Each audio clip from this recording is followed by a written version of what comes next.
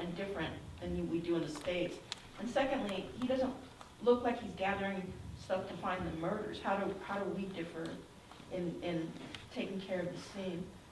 Well, the excavation process is similar, and like he was explaining, you don't just want to be standing in the grave when you're digging, so you open the large area, so you've got lots of room to work and you're not stepping on the bodies. But if I were doing the excavation, there would be lots of law enforcement there looking for any little bits of evidence that might be in the burial pit or nearby. And it's their job to try to find out who did it. And it's my job to try to figure out who this person is and how they died. But he seems to be doing almost all of it. Yeah. So did that answer you? Yeah, so, because I didn't notice they weren't really trying to solve it. It sounds like they just have so many. They know they just attribute it all to the drugs, I guess, because if a body's in a well, there must be one of the gangs that put it there.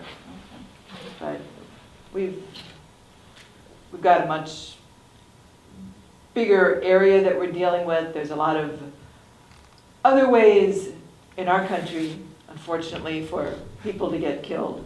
But I know in a lot of the smaller countries, it's gang wars, it's ethnic wars, and they think nothing of killing. Well, we're seeing that in the news with ISIS. Just dozens of people at once and dump them all in a mass grave. And then at some point, an anthropologist will come along and try to sort out the bodies and figure out who's who.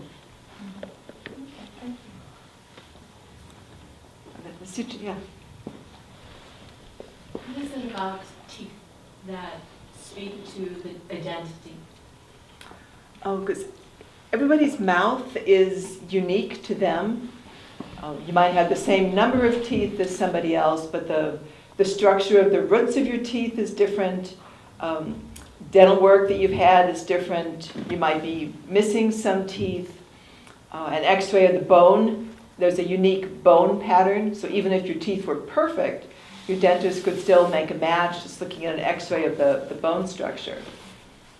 Teeth are the hardest substance in your body, so they're going to last longer than bone does even. So, and in the roots of the teeth are DNA. So we can get DNA out of there if we're not able to match them up some other way. Thank you. Yeah. So it's your chance. All the questions you ever wanted to ask about identifying dead bodies. Yeah, in the back. I had a question. Wasn't quite sure. Is he like a contractor, or does he work directly? Is he like a state employee, or I mean, how does that work? I don't know. It looks like he works with the Attorney. the medical forensic group. Yeah, that's what he said. Yeah. And actually, I had something to add to her first question.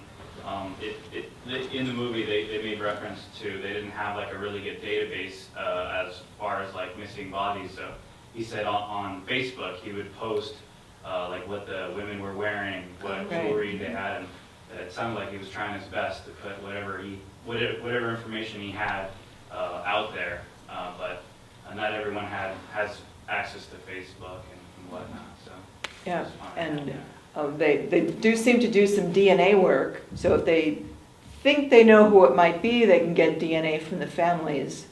Or I'm not really familiar with the situation, but they may be putting together a database like we have along the border, because we have lots of folks who cross the border and don't make it. And so there's actually a database for folks south of the border.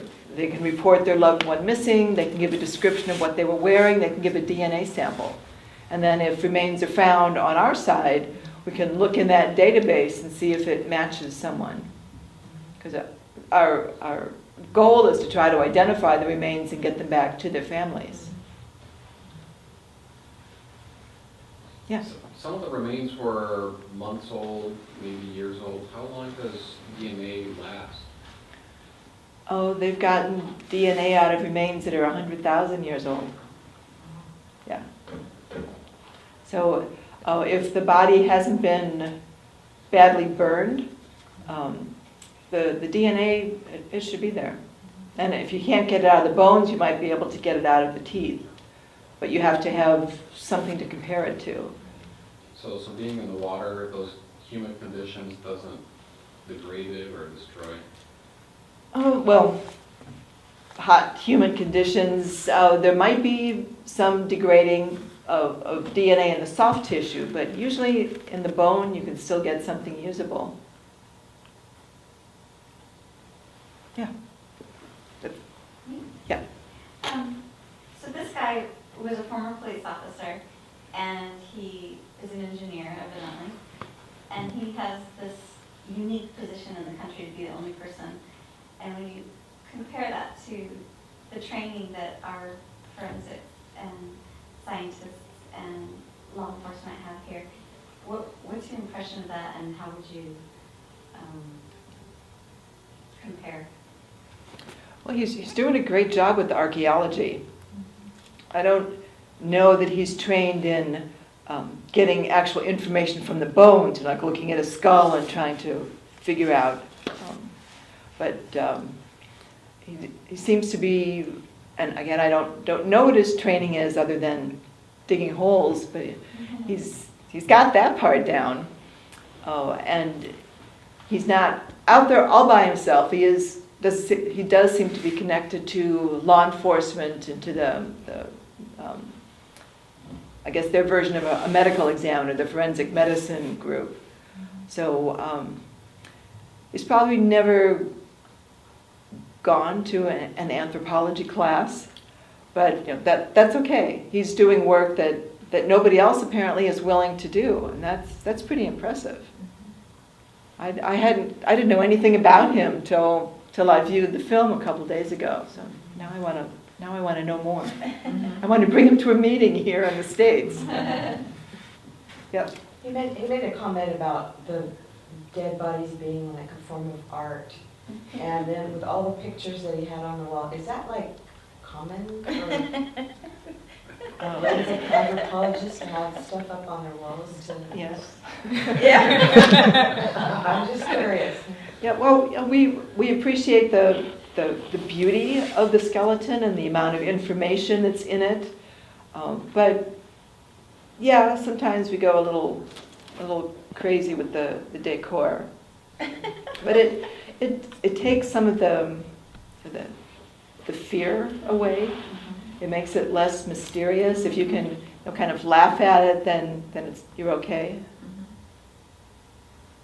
So I don't have a collection like that. No, I have a young child, so I have to keep it neat.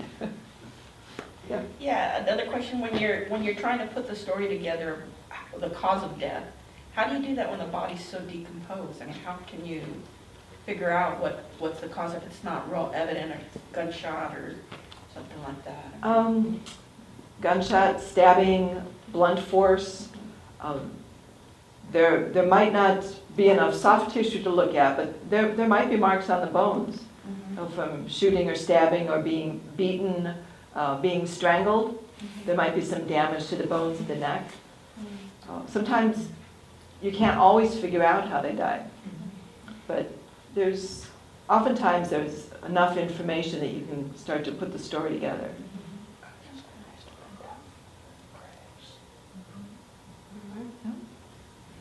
All right, well, thank you so much. Thank you. Any other Very questions? good.